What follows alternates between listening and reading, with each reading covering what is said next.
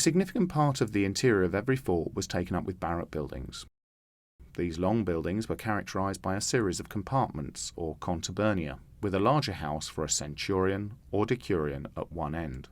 Scholars have tended to assume that the first permanent barracks are simply a version of the tented arrangements recorded by ancient writers when they describe armies on campaign. A barrack range would thus be allocated to a century for 80 or so soldiers, or a turma for about 32 cavalry troopers, depending on the unit type. In reality, we can see that it wasn't necessarily quite that simple. Many barrack blocks have more space than we think a regular century or turma might require, but this is still a good way to think about the basic layout of these complex buildings.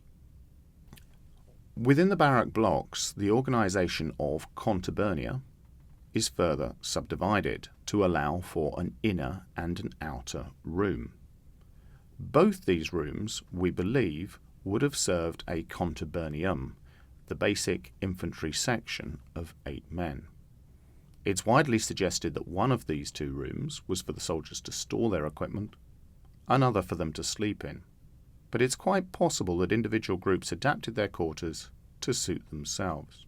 Despite all the barracks that we've identified, we cannot speak with confidence about the arrangements of beds or furniture, although the location of hearths is often very clear archaeologically. For many years, archaeologists wondered where the horses of cavalry soldiers would have been kept. Recent work suggests that the distinctive, extended pits found in rooms along one side of barrack sites, such as those found in the southern part of Wall's End Fort, were actually placed there to facilitate the mucking out of horses. Extrapolating from the idea that these rooms would have accommodated 3 small Roman horses each, it appears that we can now see how turma barracks were organised, with 3 troopers occupying a room with a hearth backing onto the rooms where an equivalent number of horses were accommodated. The barracks were very much the focus of life for soldiers. There were no separate mess halls for soldiers to eat in, so food had to be eaten there, and, so far as we can tell, there were not normally special armories either, so equipment had to be cleaned and maintained in the soldiers' quarters too. But there's growing evidence too that there was more to life in these barracks than even this would suggest. The soldiers were probably not the only people living in the fort. They had servants to be accommodated and families too.